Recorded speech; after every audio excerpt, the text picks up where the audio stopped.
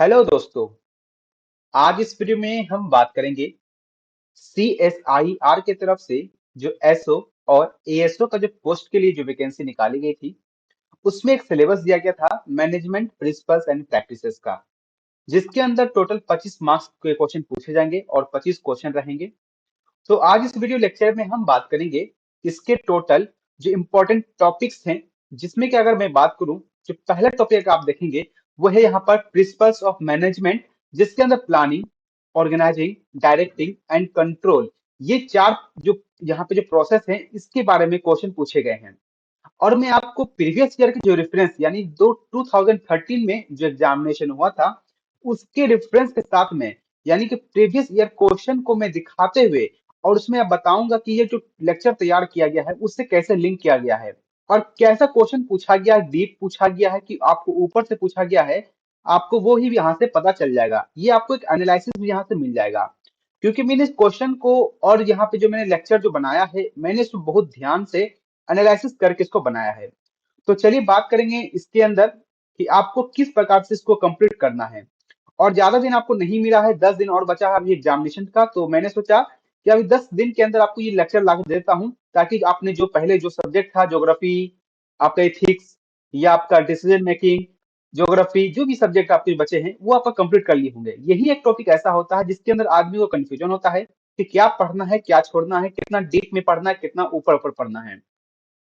तो इस लेक्चर में हम इसी के बारे में बात करने वाले हैं। तो चलिए पहला लेक्चर शुरू करते हैं अपना है, जहां पे सबसे पहले मैं आपको सिलेबस दिखाने वाला हूं कि इसमें हम क्या टॉपिक आज कवर करने वाले हैं। पहला टॉपिक यहाँ पे प्रिंसिपल्स ऑफ मैनेजमेंट, जिसके अंदर planning, organizing, directing and controlling, ये कॉन्सेप्ट को क्लियर करेंगे। साथ में आपको मैं यहाँ पर रिक्रूटमेंट और जो कम्युनिकेशन जैसे जो टॉपिक हैं और लीडरशिप और मोटिवेशन मोटिवेशन जैसे टॉपिक हैं, आपको वो भी यहाँ पे कंप्लीट करते चलूंगा। तो ये चीज आपको यहाँ पे ध्यान रखना है। ठीक है।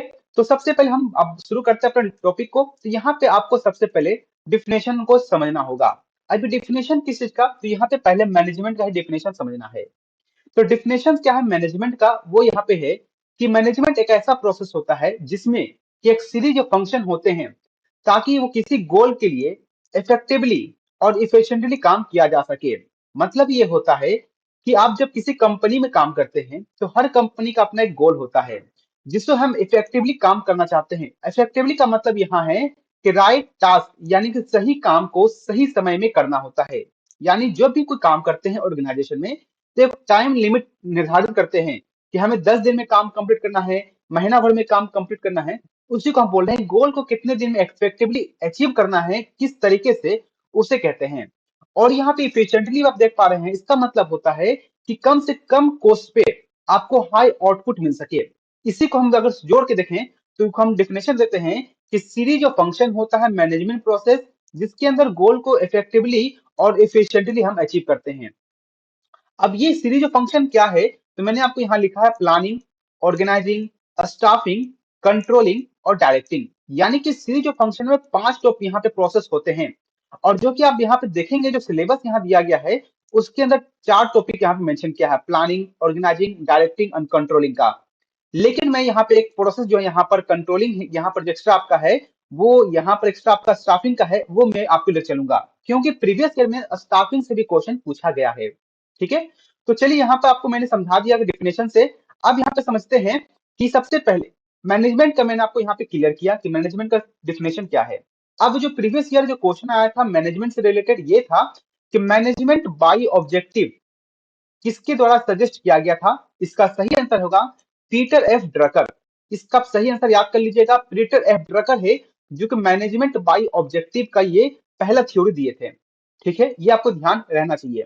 इसके अंदर जितने भी लोग हैं इसमें सब सभी मैनेजमेंट से रिलेटेड हैं, लेकिन आपको यहाँ पर ड्रकर नाम याद रखना है। ठीक है।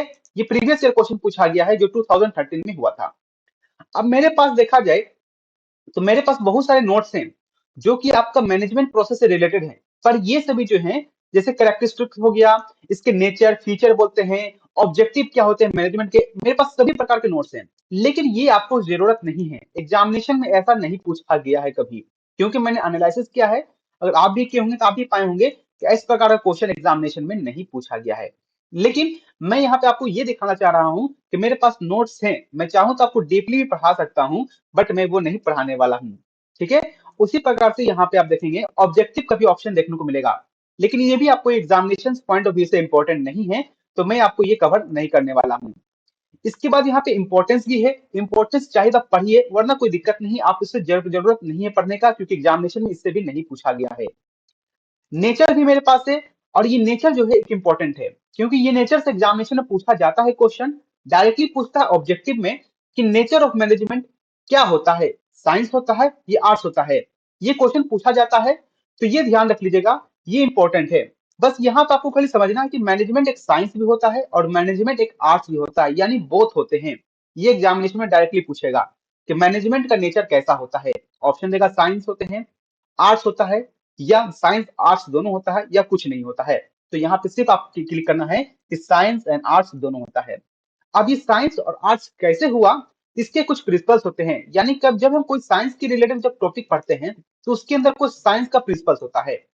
ठीक है। तो साइंस की प्रिंसिपल्स में क्या होता है, हम कुछ एक्सपेरिमेंट करते हैं, कुछ ऑब्जर्वेशन करते हैं। उसी प्रकार से मैनेजमेंट के अंदर भी यहाँ पर बहुत सारे जो थिंकर हैं, जो बहुत सारे मैनेजमेंट के जो लोग यहाँ पे हैं, उन्हें बहुत एनालिसिस किया और समझा कि मैनेजमेंट एक प्रकार का साइंस होता है। अब कैसे होता है नहीं होता, वो आपको यहाँ पे जानकारी लेने की कोई जरूरत नहीं है।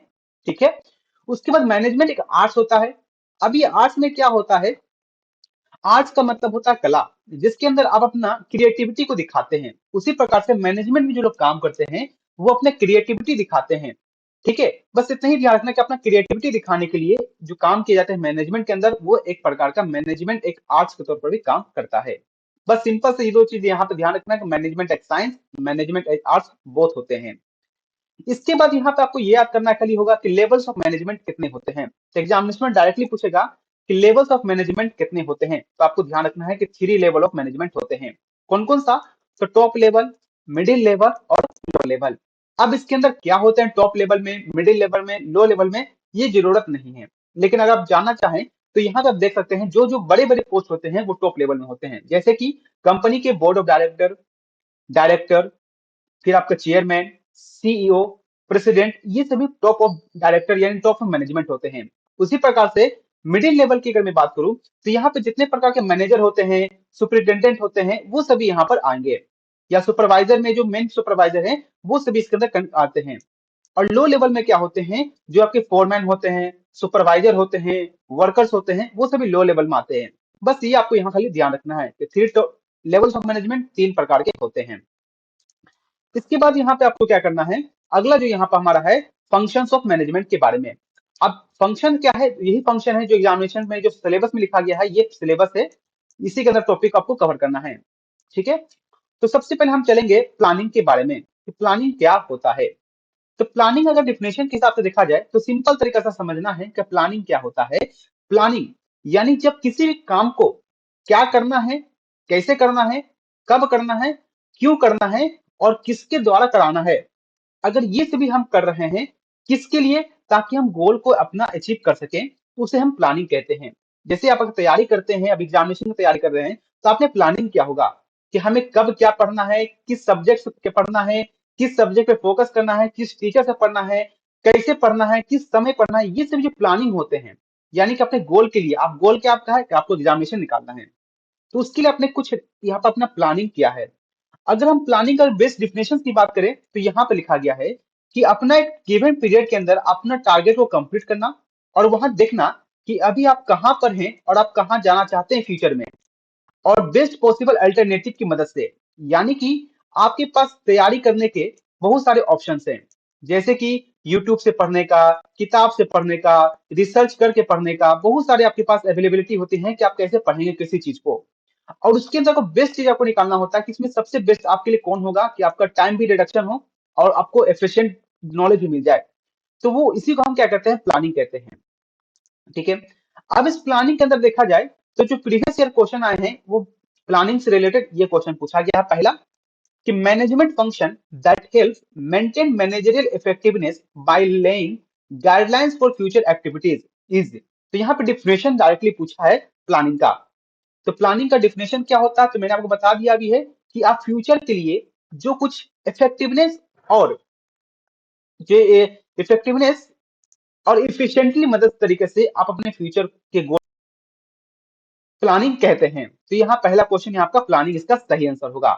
लेकिन जब यहाँ पर दूसरा क्वेश्चन देख पा रहे हैं, इसमें लिखा गया inspiring the members of organisation, charting the future of organisation and envisioning the future is. अब ये क्वेश्चन दोनों अलग अलग हैं, लेकिन यहाँ पर आप देखेंगे, आप सोचिएगा कि इन्विजनिंग द फ्यूचर के बारे में कुछ लिखा है तो प्लानिंग सही कर देंगे, तो ये क्वेश्चन गलत हो जाएगा, क्योंकि यहाँ पे इंस्पायर के बारे में पूछ रहा है। और इंस्पायर कैसे किया जाता है, तो वो लीडर के द्वारा किया जाता है, यानी कि लीडरशिप के द्वारा। आपको यहाँ पर सही इसका आंसर होगा। इसलिए दो क्वेश्चन मैंने साथ में से लगाया है, ताकि आपको यहाँ पे कंफ्यूजन नहीं होना है कि दोनों सेम क्वेश्चन है। ठीक है, इसलिए मैंने आपको यहाँ पे क्लियर किया कि यहाँ पर इंस्पायरिंग द मेंबर्स है, फ्यूचर के लिए कुछ चार्ट करना है तो वो लीडरशिप के द्वारा किया जाता है।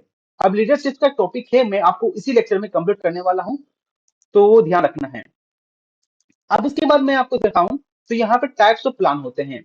अब ये टाइप्स ऑफ प्लान में हो सके एग्जामिनेशन में डायरेक्टली पूछे कि इसमें कौन सा सिंगल प्लान है, स्टैंडिंग प्लान है या अदर प्लान है।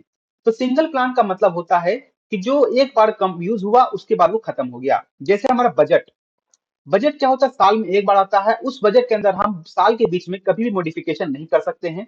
उसी चीज को हम क्या कहते हैं, सिंगल यूज प्लान। यानी इस साल के लिए हमने बजट बना लिया है तो अगले साल का बजट अलग होगा, सेम बजट को हम दोहरा नहीं सकते हैं, उसको हम बोलते हैं सिंगल यूज प्लान। और ध्यान रखना है कि शॉर्ट पीरियड के लिए इस्तेमाल किया जाता है और नैरो स्पेस के लिए भी यूज किया जाता है। वहीं अगर मैं बात करूं स्टैंडिंग प्लान के बारे में, तो स्टैंडिंग प्लान का मतलब होता है कि वैसे प्लान जो एक बार बना दिए गए हैं और उसके अंदर कुछ मॉडिफिकेशन करते जाते हैं समय समय के साथ में। जैसे हमारा कोई पॉलिसी होता है, कोई रूल्स होता है या कोई प्रोसीजर्स होता है या कोई मेथड हमने बनाया, उसके अंदर हम मेथड को चेंज नहीं करते हैं, बस मेथड के अंदर इंप्रूवमेंट करते चलते हैं। उसको हम स्टैंडिंग प्लान कहते हैं या रेकरिंग प्लान कहते हैं, जो कि लॉन्ग पीरियड तक चलता है। ठीक है, इसके बाद यहाँ पे अदर प्लान आता है, ना ही वो सिंगल होते हैं ना ही वो स्टैंडिंग प्लान होता है। ये स्ट्रेटेजिकली और ऑब्जेक्टिव प्लान होते हैं। बस यहाँ आपको ये याद रखना है कि स्ट्रेटेजिक और ऑब्जेक्टिव प्लान को हम अदर्स प्लान कहते हैं। किसके द्वारा बनाया जाता है, तो ये टॉप मैनेजमेंट के लोग के द्वारा बनाया जाता है। इसके अलावा फिर आपको कुछ यहाँ पे ध्यान नहीं रखना है। अब यहाँ पर प्लानिंग का जो टॉपिक है वो कंप्लीट होता है। अब यहाँ पे हम बात करते हैं ऑर्गेनाइजिंग के बारे में। ऑर्गेनाइजिंग क्या होता है, जैसे डेफिनेशन से लगता है ऑर्गेनाइजिंग ऑर्गेनाइज करने की बात कर रहा है। तो किसी को ड्यूटी देना या टास्क को ग्रुपिंग करना, यानी जो काम है उसको कोई ग्रुप में डिवाइड कर देना, या किसी भी प्रकार का अथॉरिटी को एस्टेब्लिश करना, और जो हमारी कंपनी के अंदर रिसोर्स है उसको बांटना, अलोकेट करना हर एक डिपार्टमेंट को, उसे हम ऑर्गेनाइजिंग कहते हैं। इसके और भी डेफिनेशन हो सकते हैं, लेकिन यहाँ पे चार इंपॉर्टेंट है कि ड्यूटी को असाइन करना, टास्क को ग्रुपिंग करना, अथॉरिटी को एस्टेब्लिश करना और रिसोर्स को अलोकेट करना। तो यही आपका ऑर्गेनाइजिंग कहलाता है। ठीक है, अब यहाँ पे स्टेप्स लिखा गया है कि हम ऑर्गेनाइजिंग किस प्रकार से करते हैं। तो सबसे पहले हम डिवीजन ऑफ वर्क करते हैं, यानी ऑर्गेनाइजेशन के अंदर जब हम किसी गोल को अचीव करना चाहते हैं तो उसके अंदर पहले हमारे पास प्लानिंग करते हैं, उसके बाद हम ऑर्गेनाइज करते हैं कि किस काम को किसको देना है। ठीक है, डिवीजन काम का डिवीजन करते हैं, आइडेंटिफाई करके, पहचान के। उसके बाद उस काम को हम डिपार्टमेंट टू डिपार्टमेंट देते हैं, यानी कि एक प्रकार के काम को एक डिपार्टमेंट में देंगे। जैसे परचेसिंग डिपार्टमेंट का काम परचेसिंग को देंगे, अगर किसी को सेल करना है तो सेल डिपार्टमेंट को देंगे, प्रोडक्शन करना है तो वो प्रोडक्शन डिपार्टमेंट को देंगे। ठीक है, तो वो डिपार्टमेंटलाइजेशन का मतलब होता है कि काम को डिपार्टमेंट के अंदर डिवाइड कर देना। उसके बाद काम जब डिवाइड कर दिए हैं, तो हम उस डिपार्टमेंट को कुछ ना कुछ ड्यूटी देंगे कि भाई आपको क्या काम करना है, तो उसी को हम कहते हैं असाइनमेंट ऑफ ड्यूटी। उसके बाद एक रिपोर्टिंग रिलेशनशिप है, यानी कि एक हम यहाँ पर एक अकाउंटेबिलिटी बनाते हैं कि सीनियर जो होगा, सबऑर्डिनेट जो होगा वो सीनियर का अकाउंटेबल बनेगा। कोई भी काम करेगा तो सीनियर को सबऑर्डिनेट क्या करेंगे, अपना अकाउंटेबिलिटी देंगे, बताएंगे कि वो सबऑर्डिनेट क्या काम करे या ना करे। इसके बाद अगर बात करें तो आप यहाँ देखेंगे जो प्रीवियस ईयर क्वेश्चन जो इससे ऑर्गेनाइजिंग से आया है वो यहाँ पर मिलेगा, जो कि देखेंगे आप। यहाँ पे इससे कंफ्यूजन मत होइएगा कि जो मैं यहाँ पे ग्रीन कलर किया हूँ, ये ग्रीन कलर इसका आंसर नहीं है। ग्रीन कलर में यहाँ पे इसलिए हो चुका है क्योंकि मैं जब सर्च कर रहा था क्वेश्चन को लेके तो वो यहाँ पे दिख रहा था, इसलिए इसका आंसर कहीं भी आप देख पाइएगा ग्रीन कलर है तो वो उसको आप आंसर मत मानिएगा। यहाँ पे लिखा गया है कि management function of determining how activities are to be group is called. Definition पूछा डायरेक्टली किसका, तो ये डिफिनेशन है कंट्रोलिंग का। क्योंकि मैंने आपको जस्ट अभी बताया है कि ऑर्गेनाइजिंग के अंदर क्या होता है, ऑर्गेनाइजिंग के अंदर ग्रुपिंग ऑफ टास्क होता है। ठीक है, तो वही क्वेश्चन यहाँ पूछा गया है क्या, कि मैनेजमेंट फंक्शन डिटरमाइन करता है किस प्रकार से एक्टिविटी को ग्रुप करना है, उसको हम ऑर्गेनाइजिंग कहते हैं। इसके बाद हम बात करते हैं जो हमारा अगला टॉपिक में है, वो है आपका स्टाफिंग से। अब भाई स्टाफिंग क्या होता है? स्टाफिंग का मतलब होता है किसी भी पोजीशन को ऑर्गेनाइजेशन के अंदर एक राइट पर्सन के द्वारा, राइट क्वालिफिकेशन के द्वारा और राइट समय में फिलअप करना। जैसे कि स्टाफिंग का मतलब है किसी भी वैकेंसी जब कोई खाली है उस पोजीशन के ऊपर कोई राइट पर्सन, राइट क्वालिफिकेशन वाला राइट समय में पहुंच सके। इसके अंदर क्या होता है? मैन पावर प्लानिंग होता है, रिक्रूटमेंट होता है, सिलेक्शन किया जाता है, ट्रेनिंग किया जाता है और फिर डेवलपमेंट किया जाता है।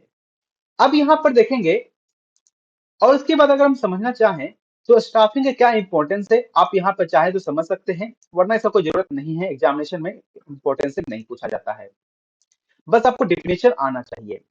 अब इसके बाद यहाँ देखेंगे जो एग्जामिनेशन में क्वेश्चन पूछे गए प्रीवियस ईयर, ये यहाँ पर है, the functions of management that involve filling and keeping filled position in the organization is called. तो मैंने अभी आपको जस्ट बताया कि किसी भी ऑर्गेनाइजेशन के अंदर अगर जो पोस्ट खाली है और उसको फिल करना है, उसे हम क्या कहते हैं? स्टाफिंग कहते हैं। ठीक है, यही क्वेश्चन पूछा गया प्रीवियस ईयर से, आपको डेफिनेशन से भी क्लियर हो गया होगा। अब इसके बाद यहाँ पे सेकंड क्वेश्चन देखेंगे, तो यहाँ पर आया है कि स्टाफिंग इन HRM, यानी स्टाफिंग का डेफिनेशन पूछा गया है। स्टाफिंग इनमें से क्या होते हैं, क्या क्या इंक्लूड होता है? ओरिएंटेशन होता है, ट्रेनिंग होता है, एम्प्लॉय के डेवलपमेंट होते हैं, जॉब एनालिसिस होता है, रिक्रूटमेंट होता है या सिलेक्शन होता है, सैलरी होता है, इंसेंटिव होता है, बेनिफिट्स होता है, ये career planning, performance management, employ development. तो यहाँ पर जो बेस्ट आंसर निकल के इसका आता है, वो आप यहाँ पे ऑप्शन 1 आएगा, क्योंकि जॉब एनालिसिस से कोई मतलब है ही नहीं, जबकि रिक्रूटमेंट और सिलेक्शन तो होता है, पर जॉब एनालिसिस के कारण ये क्वेश्चन गलत होता है। इसके बाद सैलरी से हमें कोई मतलब नहीं है, इंसेंटिव से कोई मतलब नहीं है, बेनिफिट से कोई मतलब नहीं है, तो ये भी ऑप्शन गलत होता है।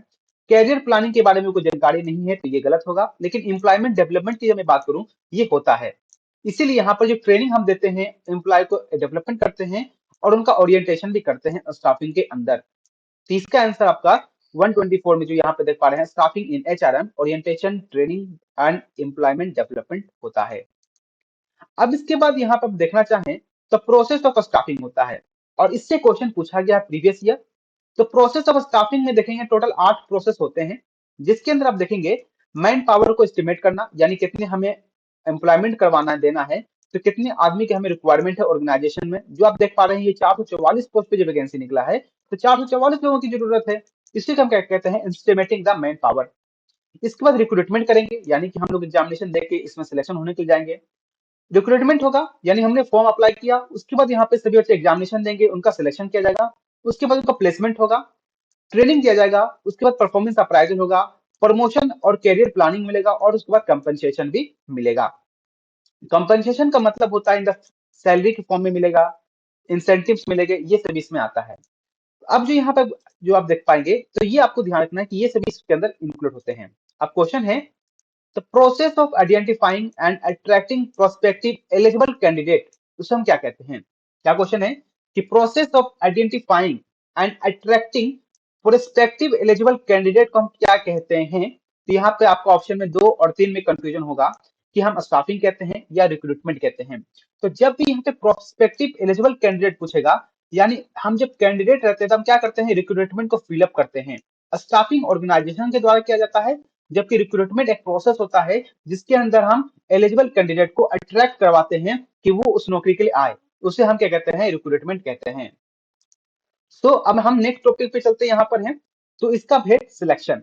अब सिलेक्शन क्या है? तो सिलेक्शन का मतलब होता है कि बेस्ट पर्सन को, नंबर ऑफ अप्लाइड फॉर्म है, जितनी फॉर्म अप्लाई हुए हैं उसके अंदर से वो बेस्ट नंबर ऑफ जो कैंडिडेट है उसको निकालना। जैसे कि मैं बात करूं, जो अभी हम फॉर्म भरे हैं वो 444 पोस्ट के लिए है।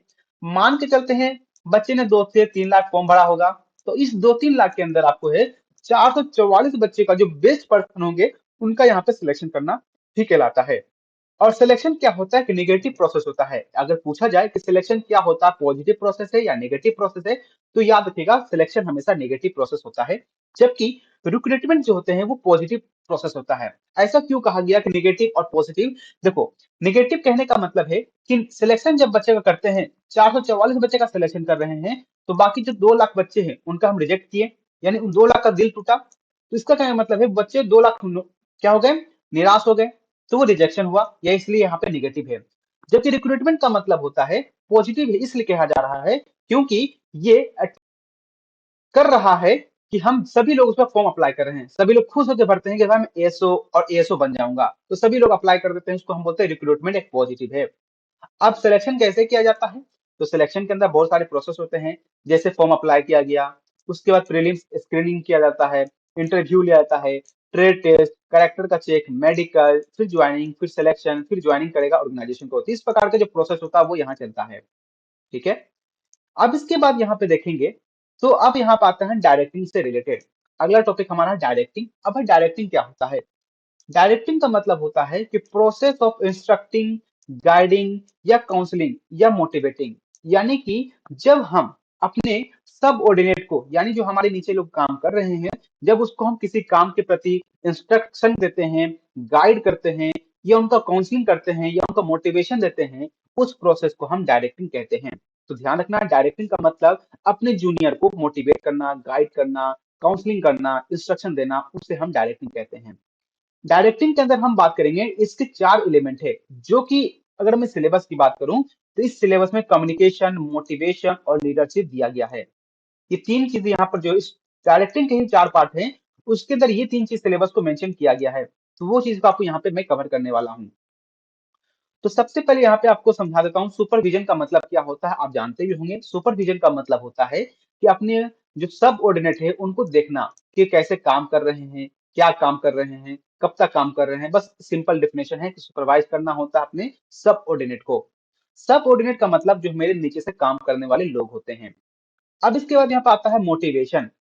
तो मोटिवेशन का मतलब क्या होता है? तो मोटिवेशन का मतलब होता है जब हम अपने जूनियर को हम मोटिवेट करते हैं, इंस्पायर करते हैं किसी काम को करने के लिए, ताकि हमारा ऑर्गेनाइजेशन का गोल को अचीव किया जा सके। अब ये मोटिवेशन कितने प्रकार के होते हैं, कौन थ्योरीज के हैं एग्जामिनेशन पॉइंट ऑफ व्यू से, वो भी आपको मैं बात करूंगा। इसके बाद यहाँ पाते हैं लीडरशिप को लेकर। अब लीडरशिप क्या होता है?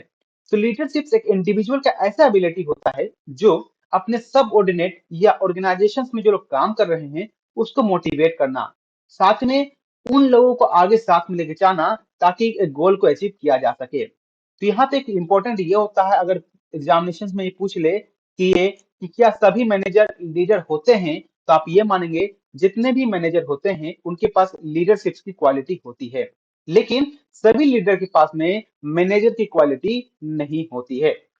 ये यहाँ पे किसका इंपॉर्टेंट है, ये समझ लीजिएगा। इसके बाद यहाँ पे कम्युनिकेशन की मैं बात करूं, तो कम्युनिकेशन का मतलब क्या होता है? किसी दो लोगों के बीच में बातचीत को हम क्या कहते हैं? कम्युनिकेशन। लेकिन अगर हम ऑर्गेनाइजेशन के रिस्पेक्ट में बात करें तो यहाँ पे लिखा जाएगा कि ये क्या है, ये एक्सचेंज ऑफ आइडिया, व्यू या फैक्ट या फीलिंग का क्या एक्सचेंज होता है, किसके बीच में? तो दो या उससे ज्यादा लोग में, क्योंकि ऑर्गेनाइजेशन में एक और दो लोग काम नहीं करते हैं, मल्टीपल लोग काम करते हैं। तो उनके बीच जब हमारा इंफॉर्मेशन का, व्यू का, फैक्ट का, फील का, ये आइडिया का जब एक्सचेंज होता है, उसे ही हम कम्युनिकेशन कहते हैं। ठीक है। अब इसके बाद यहाँ पे हम एक एक करके अब समझेंगे। तो मैंने आपको पहले बोला कि सुपरविजन जो है ये हमारा टॉपिक का और सिलेबस का पार्ट नहीं है, तो मैं इसे नहीं पढ़ाऊंगा। लेकिन यहाँ पे मोटिवेशन का जो इंपॉर्टेंट है वो पढ़ाऊंगा। तो मोटिवेशन से भी रिलेटेड क्वेश्चन आए हैं पिछले ईयर, तो मैं आपको वो भी यहाँ दिखाऊंगा। तो सबसे पहले हम मोटिवेशन का डेफिनेशन हमने समझ लिया कि अपने सब ऑर्डिनेट को इंस्पायर करना ताकि गोल का अचीव किया जा सके। अब एक मोटिव होता है, मोटिव का मतलब क्या होता है? कि जब हम एक मोटिव का मतलब होता है डिजायर, उद्देश्य।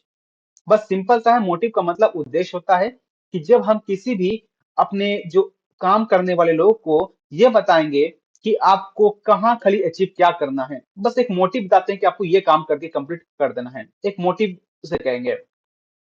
लेकिन मोटिवेटर का मतलब होता है, मोटिवेटर का मतलब ये नहीं कि हम मोटिवेट किसी को कर रहे हैं तो हम मोटिवेटर है, नहीं। मोटिवेटर का मतलब यहाँ पे क्या है?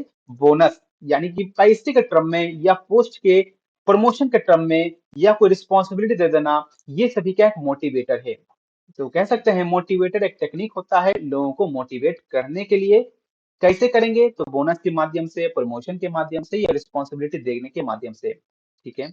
ये आपको खाली यहाँ पे ध्यान रखना है। मोटिवेशन दो तीन प्रकार के होते हैं, ऐसे बेसिकली दो प्रकार के होते हैं मोटिवेशन। एक होता है पॉजिटिव मोटिवेशन, एक होता है नेगेटिव मोटिवेशन। अब ये पॉजिटिव मोटिवेशन और नेगेटिव मोटिवेशन क्या होते हैं? तो पॉजिटिव मोटिवेशन का मतलब होता है कि जैसे हम किसी को बोनस दे रहे हैं किसी को प्रमोशन दे रहे हैं, रिस्पॉन्सिबिलिटी दे रहे हैं, तो मेरा क्या है वो पॉजिटिव मोटिवेशन है दूसरों के लिए। नेगेटिव मोटिवेशन का मतलब होता है कि जब हम किसी के प्रमोशन को घटा के डिमोशन कर देते हैं, या बोनस को हम कट कर लेते हैं, सैलरी कट कर लेते हैं, रिस्पॉन्सिबिलिटी घटा देते हैं, या हार्ड काम दे देते हैं, तो वो एक प्रकार का क्या होता है, नेगेटिव मोटिवेशन होता है। तो एक तरह से हम कह सकते हैं नेगेटिव मोटिवेशन एक प्रकार का पनिशमेंट होता है, जबकि पॉजिटिव मोटिवेशन एक प्रकार का रिवार्ड होता है। अब यहाँ पे एक इंपॉर्टेंट टॉपिक है, जो है मैस्लो नीड्स हायरार्की थ्योरी, जो मोटिवेशन से रिलेटेड है। अगर एग्जामिनेशन में पूछ ले कि मैस्लो नीड हायरार्की थ्योरी का संबंध किससे है, तो ऑप्शन दे देगा मोटिवेशन, लीडरशिप, मैनेजमेंट, प्लानिंग। तो ध्यान रखना है, इसका सही आंसर होगा ये मोटिवेशन थ्योरी है। इसके बाद क्वेश्चन पूछा जा सकता है कि मैस्लो के हायरार्की थ्योरी में कितने नीड्स होते हैं ह्यूमन बींग्स के, तो ये 5 ह्यूमन नीड्स के नीड्स होते हैं। और ये यूनिवर्सली एक्सेप्टेड भी है, लेकिन ये थोड़ा सा कॉन्ट्रोवर्शियल टॉपिक भी होता है। कुछ लोग इसे मानते भी हैं, कुछ लोग नहीं भी मानते हैं, लेकिन मोस्टली एक्सेप्टेड मैस्लो का ही ये हायरार्की थ्योरी है, जिसके अंदर ये माना जाता है कि ह्यूमन बींग्स जो भी होंगे उनको 5 नीड ही जरूरत होता है अपने लाइफ टाइम के अंदर। तो यहाँ पर अगर मैं देखूं तो आपको नीचे से ऊपर की ओर चलना है। ऊपर क्यों? क्योंकि सेल्फ एक्चुअलाइजेशन नीड के ऊपर बहुत ही कम लोग पहुंच पाते हैं, क्योंकि सेल्फ एक्चुअलाइजेशन सभी को नहीं चाहिए होता है, इसलिए बहुत ही कम लोगों के पास पहुंचता है, इसलिए मैं यहाँ पे छोटा दिया हूँ। ठीक है, यानी इसको मैं कहूँ तो अपवर्ड पिरामिड बना हुआ है, जहां पे अगर देखेंगे नीचे सबसे लास्ट में है, ये क्या है, मैक्सिमम नंबर लोगों की क्या जरूरत है, रोटी कपड़ा मकान, जिसको हम बेसिक साइकोलॉजिकल नीड कहते हैं। ये ध्यान रखना है कि रोटी कपड़ा और मकान सभी लोगों की जरूरत है, बहुत सारे लोगों की जरूरत है, सभी लोगों की जरूरत है, इसीलिए हम इसे नीचे में रखे हैं, क्योंकि ब्रॉडर लोगों को कवर कर रहा है। जब लोगों को साइकोलॉजिकल नीड कंप्लीट होता है, तो उनका जो थोड़ा मोटिवेट जो नीड होता है वो बढ़ जाता है। अब उनका जब रोटी भी मिल गया, कपड़ा मिल गया, मकान भी मिल गया, रोटी इन द सेंस की रोजगार, अब रोजगार मिल गया है, काम कर रहे हैं, पैसा कमा लिए हैं। अब जब पैसा कमाए हैं तो उनको सिक्योरिटी चाहिए, प्रोटेक्शन चाहिए, कि वो फिजिकली और फाइनेंशियल हार्म कभी ना हो। तो सेफ्टी भी एक प्रकार का नीड्स है ह्यूमन का। और जैसे ही ह्यूमन नीड्स, यहाँ पे सिक्योरिटी नीड्स कंप्लीट होता है, तो आदमी का ऑटोमेटिक सोशल नीड बढ़ जाता है। यानी सोशल नीड्स का मतलब कि समाज में रिस्पेक्ट। उसी प्रकार से अगला जब सोशल नीड्स कंप्लीट होता है, तो फिर से आदमी का एक नीड्स बढ़ता है, जिसको हम बोलते हैं एस्टीम नीड, यानी कि सेल्फ रिस्पेक्ट। और जैसे ही यहाँ पे एस्टीम आपका कवर होता है, नीड ये कंप्लीट होता है, तो लोग का लास्ट में क्या होता है कि सेल्फ एक्चुअलाइजेशन के नीड बन जाते हैं। सेल्फ एक्चुअलाइजेशन नीड का मतलब क्या होता है कि जो आपने जिस चीज के आपने सोचा, आपको वो अगर फाइनली मिल जाता है, तो आपका सेल्फ एक्चुअलाइजेशन नीड हो जाता है। जैसे कि एग्जांपल के तौर पर समझिए, आप किसी पुलिस फोर्स के अंदर एक कांस्टेबल के पोस्ट पे क्या हुए हैं, भर्ती हुए हैं, लेकिन आपका नीड यहाँ पर सेल्फ एक्चुअलाइजेशन कब पहुंचेगा, जब आप सोचेंगे कि आप डीजीपी बन जाएं।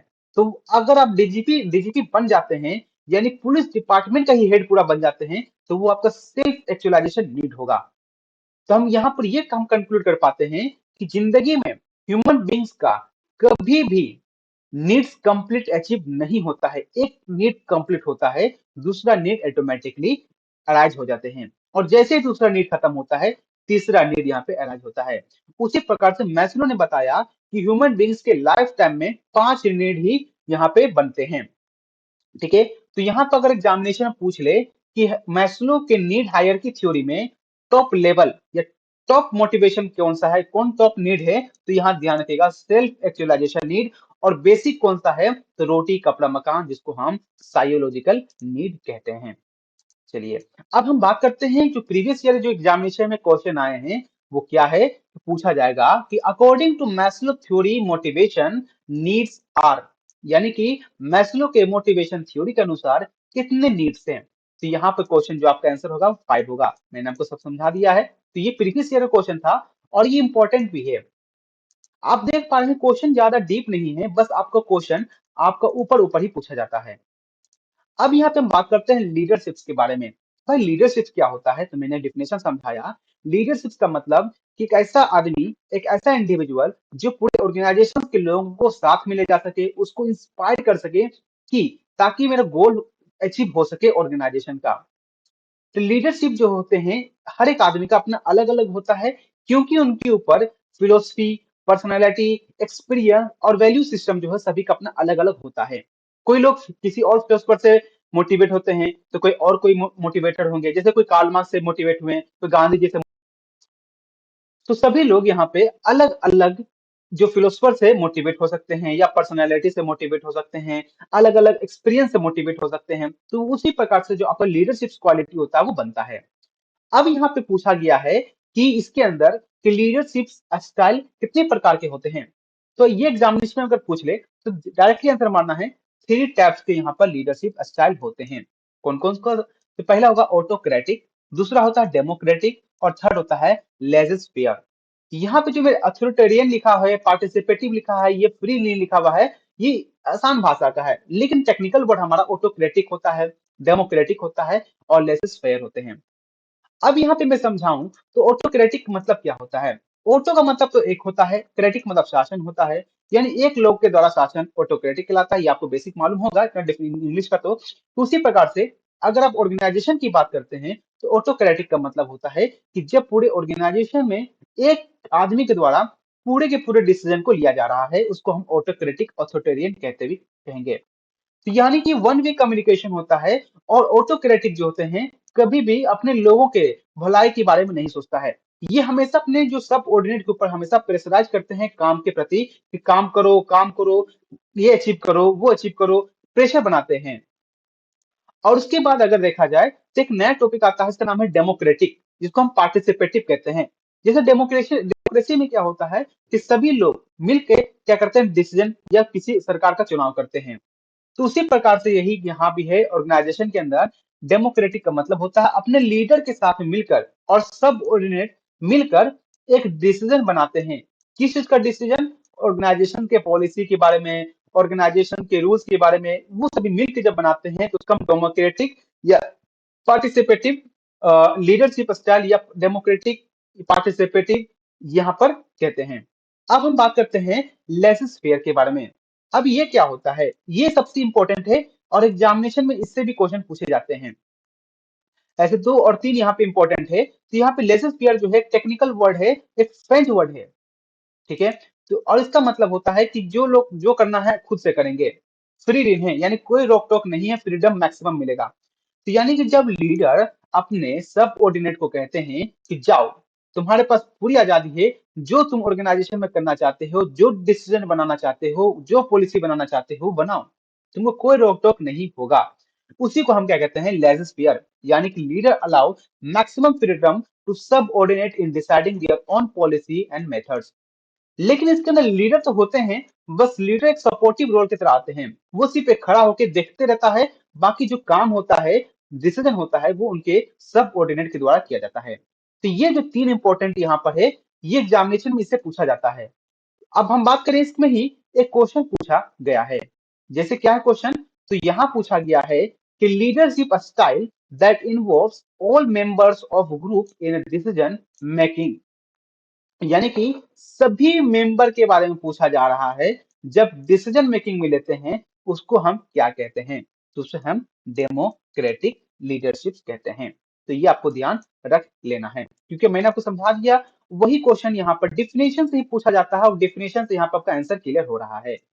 अगला क्वेश्चन जो है इसके बारे में मैं आपको नहीं समझाया हूं, क्योंकि ये केस स्टडी शायद है, इसलिए केस स्टडी पे तो हम लोग डिस्कस नहीं कर सकते हैं। तो ये क्वेश्चन पूछा गया होगा उस समय के हिसाब से, यानी 2013 में ये कुछ केस ऐसा हुआ होगा, तो उसके हिसाब से ये क्वेश्चन आया है। तो यहाँ पे पूछा गया है कि research work done on leadership style by universities of Iowa and Michigan and Ohio centre round one main leadership aspect. जिसका सही आंसर है सिचुएशनल, ठीक है। आप चाहें तो उसको सर्च भी कर सकते हैं, इसका आंसर सिचुएशन ही मिलेगा। इसके बाद अगर देखें तो आपको जो यहाँ पर एक और क्वेश्चन शायद है, तो वो आपको देखते हैं, ये है leadership role acknowledging and assuming responsibility for action products decision and policy is called. क्या कहेंगे? यानी कि ऐसा लीडरशिप का रोल जो कि एक्नोलॉजिंग करता है, रिस्पॉन्सिबिलिटी लेता है एक्शंस के लिए, प्रोडक्ट्स के लिए, डिसीजन के लिए, पॉलिसी के लिए, उसे हम क्या कहते हैं? मैनेजमेंट नहीं, रिस्पॉन्सिबिलिटी नहीं, अकाउंटेबिलिटी नहीं, गवर्नेंस कहते हैं, ठीक है। ये आप ऑप्शन को भी छाट के भी निकाल सकते थे, तो उससे भी आंसर निकल जाता। जो नहीं भी जानते होंगे तो वो इस क्वेश्चन को पढ़ के भी इसका आंसर गवर्नेंस दे देंगे। अब इसके बाद यहाँ पे आता है क्या? कम्युनिकेशन। अब ये कम्युनिकेशन क्या होता है? तो मैंने आपको पहले डेफिनेशन समझाया था कम्युनिकेशन का कि जब दो लोग के बीच में आइडिया, व्यू, फैक्ट या फीलिंग जब क्या होते हैं एक्सचेंज होते हैं। ठीक है, ये आपको डेफिनेशन पहले समझा दिया हूं। अब इसके इंपॉर्टेंट होते हैं एलिमेंट ऑफ कम्युनिकेशन। बस आपको याद रखना है कि 8 कम्युनिकेशन होते हैं, एलिमेंट्स ऑफ कम्युनिकेशन के 8 पार्ट होते हैं। जिसमें एक सेंडर होता है, यानी जो कोई मैसेज भेजने वाला होता है, क्या मैसेज भेजेगा, इनकोडिंग करेगा मैसेज का, किस माध्यम से भेजेगा, उसको डिकोड किया जाएगा रिसीवर के द्वारा। उसके बाद रिसीवर उससे फीडबैक भेजेगा सेंडर को कि क्या उसके बारे में समझ में आया नहीं आया। और नॉइज, नॉइज का मतलब होता है जब मैसेज जब पूरी तरह से नहीं पहुंच पाता है, या मैसेज जो है सेंडर के द्वारा जो भेजा जा रहा था रिसीवर के द्वारा उसको गलत समझ लिया गया। तो इससे कुछ प्रोसेस होता है। ये 8 एलिमेंट होते हैं कम्युनिकेशन के। बस आपको यहाँ खाली ये याद रखना है। और sender, message, encoding, media decoding, receiver, feedback, noise, बस ये आपको याद रखना है हल्का सा कि हाँ ये सब होते हैं। एग्जाम हो सके क्वेश्चन पूछ ले कि कम्युनिकेशन के एलिमेंट्स इनमें से कौन नहीं है, तो आप यहाँ पे छाट सकते हैं। अब इसके बाद चैनल ऑफ कम्युनिकेशन है। इससे भी ये क्वेश्चन जो है प्रीवियस ईयर पूछा गया है। तो चैनल ऑफ कम्युनिकेशन की मैं बात करूं तो चैनल ऑफ कम्युनिकेशन दो प्रकार के होते हैं, फॉर्मल कम्युनिकेशन और एक होता है इनफॉर्मल कम्युनिकेशन। फॉर्मल कम्युनिकेशन में क्या होता है, डायगोनल, हॉरिजॉन्टल और वर्टिकल। डायगोनल का मतलब क्या होता है कि एक यहाँ पर अथॉरिटी है, एक यहाँ पे अथॉरिटी है, एक यहाँ पे अथॉरिटी है, एक यहाँ पे अथॉरिटी है। तो जब इसके बीच में क्या होता है, इंफॉर्मेशन का शेयर होता है, इससे हम कहते हैं, यानी मान चलते हैं एक ये अलग डिपार्टमेंट है, यहाँ पे एक अलग डिपार्टमेंट है, तो इसके बीच में क्या हो रहा है, इंफॉर्मेशन का शेयर जो हो रहा है वो डायगोनली हो रहा है, तो उसको हम क्या कहते हैं, डायगोनल या क्रॉस वाइज कम्युनिकेशन कहेंगे। ठीक है, ये एग्जामिनेशन में पूछा गया था प्रीवियस ईयर। यहाँ पे लिखेंगे आप क्वेश्चन, तो क्रॉस कम्युनिकेशन क्या होते हैं, तो डायगोनल होते हैं। यहाँ पर अगर आप समझ में, अगर आपको नहीं भी पता होगा तब क्रॉस कम्युनिकेशन की बात करता है, जब क्रॉस करते हैं तो डायगोनल ही तो क्रॉस किया जाता है, हॉरिजॉन्टल कभी तो होगा नहीं, वर्टिकल कभी क्रॉस करेगा नहीं, वर्टिकल तो वर्टिकल रहेगा, हॉरिजॉन्टल हॉरिजॉन्टल रहेगा। तो यहाँ पे आप ऑप्शन भी कर सकते थे, फिर डायगोनल यहाँ पे इसका सही आंसर होगा। लेकिन अगर हम यही बात करते हैं हॉरिजॉन्टल, इसको हम लैटरल कम्युनिकेशन भी कहते हैं। वर्टिकल कम्युनिकेशन दो प्रकार के होते हैं, एक होता है डाउनवर्ड, एक होता है अपवर्ड। डाउनवर्ड का मतलब होता है कि जब हाई अथॉरिटी से या हाई लेवल मैनेजमेंट से लो लेवल मैनेजमेंट की तरफ जब आपका डिसीजन फ्लो करता है, कम्युनिकेशन फ्लो करता है, इसको हम डाउनवर्ड कम्युनिकेशन कहते हैं। और अपवर्ड कम्युनिकेशन का मतलब होता है कि जब लो लेवल से हाई लेवल की तरफ जब हमारा क्या होता है डिसीजन का या कम्युनिकेशन जब ट्रांसफर होता है, तो उसको हम अपवर्ड कम्युनिकेशन कहते हैं। अब यहाँ पे अगर समझना चाहें तो एक नया है कि एक टॉपिक है जिसका नाम है नेटवर्क। अब इससे भी क्वेश्चन पूछा गया है। मैं आपको अगर दिखा दूं तो पहले क्वेश्चन यहाँ पे आप देख पाएंगे। यहाँ पे क्वेश्चन है कि centralize communication that allow employees to communicate with individual at the center is called. आप यहाँ पे आंसर नहीं बना पाएंगे अभी, क्योंकि इसका मैंने आपको डिफिनेशन दिया हुआ है। अब इस क्वेश्चन कैसे बने हैं इसके मैं आपको फिगर के साथ दिखाऊंगा। एक सेंट्रलाइज कम्युनिकेशन की बात कर रहा है जिसमें कि एम्प्लॉय को अलाउ किया गया है कि वो कम्युनिकेट कर सके इंडिविजुअल जो कि सेंटर पे है, यानी कि एक सेंटर पे लोग हैं और इसके हिसाब से जो उसके एम्प्लॉय है वो कांटेक्ट कर रहे हैं, उसको हम क्या कहेंगे, सर्कल, चैन, व्हील या ऑल चैनल। अब यहाँ पे हम बात करेंगे फॉर्मल कम्युनिकेशन से पहले। तो यहाँ पे फॉर्मल कम्युनिकेशन के अंदर जो है सिंगल चैन दिया गया है। डिफिनेशन यहाँ पे आप चाहें तो समझ सकते हैं, ऐसे कोई जरूरत नहीं है डिफिनेशन का फॉर्मल कम्युनिकेशन का। लेकिन सिंगल चैन का मतलब होता है कि जब आपका जो डिसीजन है या कम्युनिकेशन है वो एक डायरेक्शन में फ्लो कर रहा है, जैसे ए से बी में गया, बी से सी में गया, सी से डी में गया, डी से ई में गया, तो हम इसे हम राइट अपवर्ड भी कह सकते हैं, डाउनवर्ड भी कह सकते हैं। यानी एक ही डायरेक्शन में जब आपका इंफॉर्मेशन फ्लो करता है तो उसको हम सिंगल चैन कहते हैं। व्हील नेटवर्क का मतलब क्या होता है कि जब आपका कम्युनिकेशन सेंटर से आउटवर्ड फ्लो होता हो, यानी कि आपका बीच में कोई हेड है और यहाँ से जो इंफॉर्मेशन है वो शेयर हो रहे हैं, इसको हम क्या कहते हैं, व्हील नेटवर्क कह रहे हैं।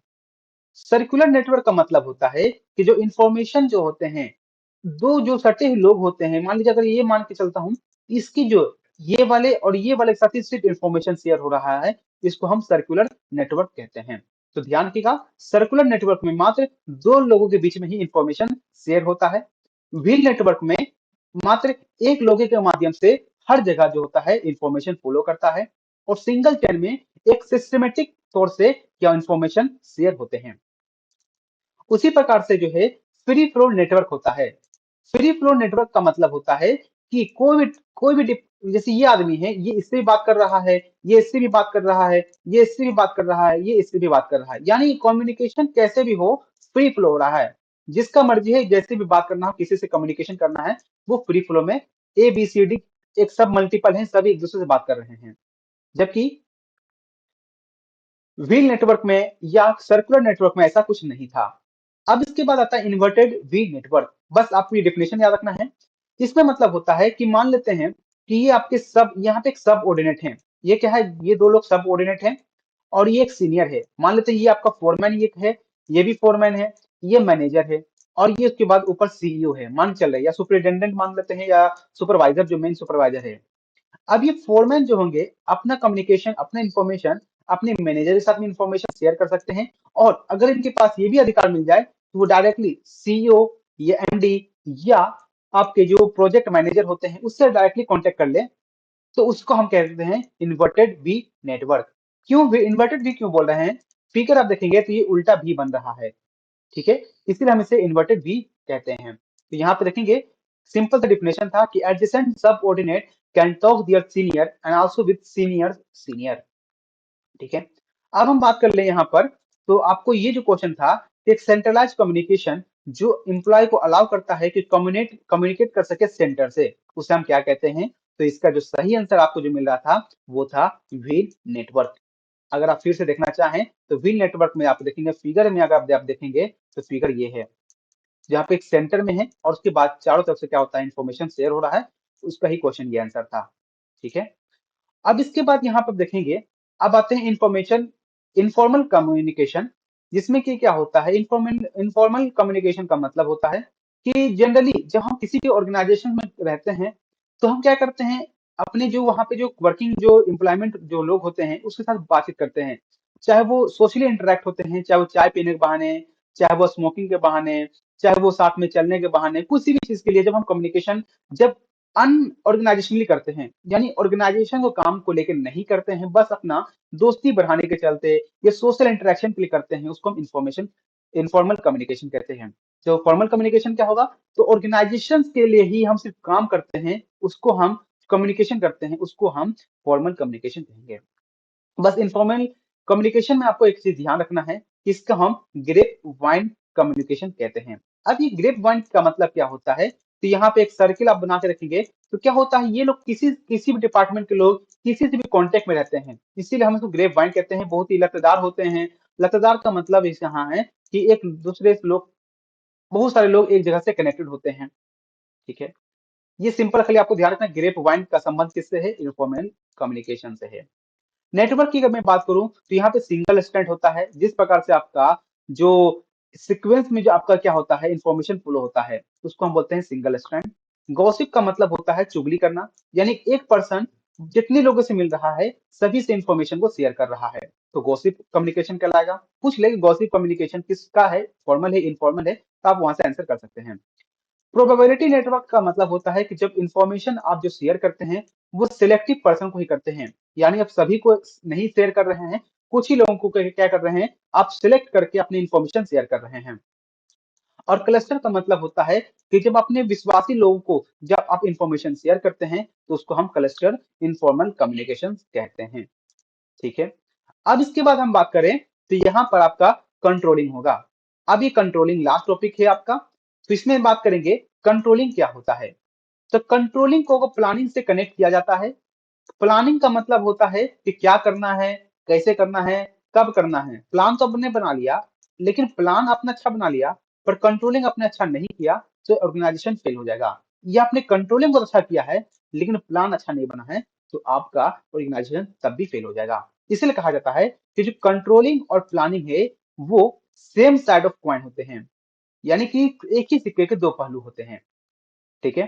कंट्रोलिंग की मैं बात करूं, कंट्रोलिंग होता क्या है, बस आपको ध्यान रखना है कि जब आपका एक्चुअल परफॉर्मेंस को जब हम प्लान परफॉर्मेंस से कंपेयर करते हैं, यानी जो आपने प्लानिंग किया ऑर्गेनाइजेशन के रिगार्डिंग, ऑर्गेनाइजेशन को ये प्लानिंग करना आपके दिया, आपने ऑर्गेनाइजेशन को प्लानिंग करके दिया कि आपको ये गोल अचीव करना है, और मान लीजिए आपने 10 साल के लिए प्लान को कम किया कि हमने कंपनी के लिए कोई भी काम को 10 साल के लिए हमने किया कि 10 साल में इसका हम देखेंगे कि 10 साल के बाद इसका क्या इफेक्ट होगा, हमको इतने दिन में अचीव करना ही काम को है। लेकिन जब आपने 5 साल गुजरा तो आपने सोचा कि चलो 5 साल के बाद देखते हैं कि हमारा अभी गोल कितना अचीव हुआ है। जब आपको 5 साल में आपने निर्धारित किया था कि हमें 50% क्या करना है, काम को कंप्लीट करना है, लेकिन पता चलता है कि जी आपने 5 साल के अंदर में मात्र 40% काम को अचीव किया है। इसका मतलब क्या है कि आपका जो प्लान है वो आपके सही से नहीं चल रहा है, यानी आप अपने जो टारगेट है उसमें डिविएशन कर चुके हैं। वही कह रहा है कि जब हम अपने एक्चुअल परफॉर्मेंस को प्लान परफॉर्मेंस से कंपेयर करते हैं, अगर उसके अंदर कुछ डेविएशन दिखता है, यानी कुछ हमारा उसमें जो जो हमारा जो टारगेट अचीव नहीं हो पाता है, तो उसके अंदर हम कुछ करेक्टिव एक्शंस लेते हैं, ताकि हम अपने काम को या गोल को जल्द से जल्द जो प्लान के हिसाब से किए थे उसको अचीव किया जा सके। उसको हम कंट्रोलिंग कहते हैं। तो कंट्रोलिंग क्या होता है? बैकवर्ड और फॉरवर्ड लुकिंग दोनों होता है। तो एग्जामिनेशन पूछे तो कंट्रोलिंग कैसा प्रोसेस है, बैकवर्ड है फॉरवर्ड है, तो आपको दोनों लगाना है। क्योंकि बैकवर्ड का मतलब होता है कि हम प्लान तो कर रहे हैं, यानी हम कंपेयर कर रहे हैं। कंपेयर कब करते हैं? जब प्रीवियस ईयर और अभी के प्रेजेंट से कंपेयर करना है, तो उसको हम बोलते हैं। अगर उसके अंदर कुछ डिविएशन निकल के आया तो उसको भाई सही करने के लिए हम फॉरवर्ड लुकिंग देखते हैं, आगे क्या करना है वो भी सोचते हैं। इसे कहा जाता है कंट्रोलिंग और प्लानिंग दोनों backward and forward looking process होते हैं। कंट्रोलिंग बिना प्लानिंग के उसका कोई मीनिंग नहीं रहेगा, वो वाइस वर्सा भी है। प्लानिंग बिना कंट्रोलिंग के कोई मतलब नहीं रहेगा। अब चलते हैं, जिसका जो लास्ट क्वेश्चन है, जो इस चैप्टर से रिलेटेड जो पूछा गया एग्जामिनेशन में, वो क्या है? ये है a continual analysis and measurement of actual operation against the predetermined standard developed during the planning period is called। आपको मैंने बता दिया, उसको हम कहते हैं कंट्रोलिंग। यानी कि एक्चुअल ऑपरेशन को जो आप क्या कर रहे हैं, कंटिन्यूअल एनालिसिस कर रहे हैं, क्या कंपेयर कर रहे हैं प्लानिंग पीरियड से, तो उसको हम क्या कहते हैं? कंट्रोलिंग कहते हैं। तो ये जो टॉपिक है आपका, जो मैंने यहाँ पर आपको सब समझा दिया है, तो ये जो एग्जामिनेशन के अंदर ये टॉपिक जो है इंपॉर्टेंट है और इससे क्वेश्चन पूछे जाते हैं। मैंने आपको इसमें क्या क्या कवर करवाया? मोटिवेशन भी कंप्लीट हो गया, लीडरशिप भी हो गया, कम्युनिकेशन भी हो गया, रिक्रूटमेंट थोड़ा सा टॉपिक यहाँ पे रह गया है, स्लाइड छूट गया होगा, तो ये खाली क्वेश्चन लगा, लेकिन इसका जो सही इसका आंसर है वो यहाँ पे नहीं दे पाया। और यहाँ पे प्रिंसिपल्स और मैनेजमेंट में आपको डिफिनेशन समझाया, प्लानिंग क्या होते हैं, ऑर्गेनाइजिंग क्या होते हैं, डायरेक्टिंग, कंट्रोलिंग, स्टाफिंग, मैंने वो भी समझा दिया। और रिक्रूटमेंट के रिलेटेड, तो यहाँ पे अगर आप देखेंगे तो मेरे नोट्स के अंदर मेंशन था कि रिक्रूटमेंट के बारे में। तो रिक्रूटमेंट क्या होता है? एक प्रोसेस होता है searching of man power for organization, तो उसको हम क्या कहते हैं? रिक्रूटमेंट कहते हैं। यानी ये सिलेक्शन प्रोसेस से पहले होता है रिक्रूटमेंट, और उसके बाद सिलेक्शन होता है। ये एक पॉजिटिव टर्म है, मैंने आपको समझा दिया था ये पॉजिटिव टर्म होता है ये, क्योंकि इसमें सभी लोग अप्लाई करते हैं, सभी लोग को यहाँ पे कंसिडर किया जाता है फॉर्म को अप्लाई के लिए या पोस्ट के लिए एलिजिबल माना जाता है। सोर्स ऑफ रिक्रूटमेंट कितने प्रकार के होते हैं? दो प्रकार का होता है, इंटरनल सोर्स और एक्सटर्नल सोर्स। तो इंटरनल सोर्स का मतलब होता है कि आप रिक्रूटमेंट, यानी जब डिपार्टमेंट के अंदर जब कोई सीट क्या होती है, वैकेंट होती है, और जो लो लेवल के जो लोग होते हैं उनको प्रमोट करके आगे की ओर बढ़ दिया जाता है, उसको हम बोलते हैं इंटरनल सोर्स। और अगर आप कोई भी अलग जगह पे क्या देखते हैं कि सीट खाली हो गया है, तो हम किसी को ट्रांसफर कर देते हैं, यानी उस पोस्ट को हम अदर ऑर्गेनाइजेशन में भर देते हैं, तो उसको हम बोलते हैं इंटरनल सोर्स के माध्यम से रिक्रूटमेंट करना। लेकिन अगर हम वही बात करते हैं, एक्सटर्नल सोर्स का मतलब होता है एडवर्टाइजमेंट निकाल कर, जैसे हमने फॉर्म निकाला, डायरेक्ट रिक्रूटमेंट, जैसे इंटरव्यू डायरेक्ट ले लो, एम्प्लॉयमेंट एक्सचेंज के माध्यम से, ये सभी क्या होते हैं? एक्सटर्नल सोर्स होते हैं। तो ये जो चीज था रिक्रूटमेंट जो टॉपिक था, ये छोटा हुआ था, तो मैंने आपको वो भी समझा दिया है। तो आशा करता हूँ आपको ये जो टॉपिक है वो आपके एग्जामिनेशन पॉइंट ऑफ व्यू से भी समझ में आ गया होगा। बस आपको इतना ही पढ़ना है, इसके अलावा आप कुछ नहीं पढ़िए। अब बस आप जो प्रीवियस ईयर या और जो क्वेश्चन है टेस्ट सीरीज आपको मार सकते हैं, आपका यहाँ पे अच्छा खासा जो होगा क्वेश्चन सही हो जाएगा इस टॉपिक से रिलेटेड। अगर ये वीडियो अच्छा लगा हो तो लाइक कीजिएगा, वीडियो को शेयर कीजिएगा। अगर आपको इसका नेक्स्ट लेक्चर चाहिए तो आप कमेंट करके जरूर बोलिएगा, मैं आपको वो भी लेक्चर प्रोवाइड कर दूंगा। तो मिलेंगे जल्दी नेक्स्ट वीडियो में। Thank you.